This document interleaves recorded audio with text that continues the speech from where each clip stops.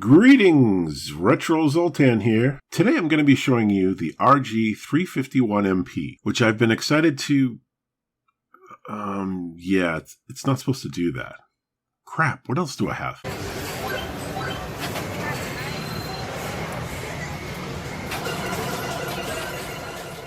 So now that my RG351MP is officially possessed, I'm moving on to review another Anbernic product that just happened to come in the mail, presenting the Anbernic RG300x. My initial excitement seeing this thing makes me think, okay, here's a system that's going to look exactly like the Game Boy Micro, but be able to play ROMs. Exciting, right? I'm still getting over my feelings when I had similar thoughts about the Powkiddy A30, which did the same thing with the Game Boy Advance. Only, well, the Powkiddy A30 had a lot of issues. Will Anbernic pull the same crap that Powkiddy did and make a disappointing mess? My recent Anbernic experience has me not sure what to think at the moment. So let's explore this thing together and really get to know the system. Unboxing the RG300x provided the usual Anbernic experience. I feel Anbernic is very consistent. No surprises. A decent enough box, extra padding, charging cable, instructions. Yet this came with an extra screw which I find completely disturbing. I have opened hundreds of systems and this is a first. Still, I must expose the fact that I bought this used, so anything could have happened, but I inspected the hell out of this thing and there are no missing screws. So for that person that's missing a screw, I have it. The actual system is comfortable to hold and has a very good weight. It's obviously much larger than the Game Boy Micro. If you're a fan of it, you're not going to be disappointed with what's shown here. I'm surprised Nintendo isn't suing the crap out of Anbernic at this point, because you can't deny the similarities. Maybe they have an arrangement, or it's not worth it since the Micro is like, what, 20 years old now? Either way, it's a huge nostalgic nod to Nintendo for the replicated design. Imitation is the sincerest form of flattery, right? Well, maybe. If fingerprints don't bother you, neither will the shiny glossy paint job on this thing. I'm constantly wiping off my fingerprints, but that's the price to pay for this shine. Personally, I like it, and it's worth the trouble since it matches the sheen on the Game Boy Micro once again. It gives me the same feels I got when I first got my hands on one. Enough said. The RG300X comes in two color combinations, red with a gold faceplate and black with a chrome look that honestly makes me want to buy another one of these. Even though this is about a year old now, these days you're going to pay a slightly reduced average of about $65 US off of AliExpress. The D-pad, of course, is not disappointing. It feels amazing and runs in line with what I expect from Anbernic. The ABXY buttons also have the perfect springiness, and I have no issues with them either. The trigger buttons on the top have a good snap to them, and even though they're beside each other instead of stacked, it's keeping in line with the imitated system. It's shiny just like the Game Boy Micro triggers, and even continues the tapered design to a T. I love how out of the way Anbernic really tried to duplicate as much as they could. It also has a recharging port, an OTG port, and an impressive HD port if you want to connect it to your TV, something I'll certainly check out shortly. Also is the easily located select and start buttons. These buttons light up blue just like the Game Boy Micro, with one exception. The buttons on the RG300X never really turn off. I'm guessing perhaps this would annoy some people, especially to those who are playing this in the dark. I feel in this case, if you're going to go out of your way to duplicate the Micro, you might as well make the behavior the same and turn off the blue once the game starts. Also on the front is the dual speakers, which, even though they're under your thumbs, I think sound great and don't get too muffled. On the side is a power button, nothing special here, and on the other side is a volume rocker switch. I'm always hesitant to get excited about volume switches like this, but this is certainly what Anbernic likes to do, and since the Game Boy Mini also has a volume rocker, my vote doesn't count here. Put your hand down now. The bottom has two SD slots, one for firmware and one for games, if you're into splitting up these sort of things. And honestly, I love having this option, especially if you plan on doing an upgrade or venturing from the stock firmware. The bottom also comes with a reset button and a headphone jack in the same bottom right location as the Mini also. Quick stats for the RG300X is the following. A JZ4770 dual core, which honestly is several years old now, a 3-inch 640 by 480 IPS screen, a generous 2500 milliamp hour battery that can last about 5 to 6 hours, and an HDMI out. The stock firmware is the usual familiar Open Dingus with G-Menu 2X, able to play a variety of systems like PlayStation 1, Arcade, Neo Geo, Neo Geo Pocket,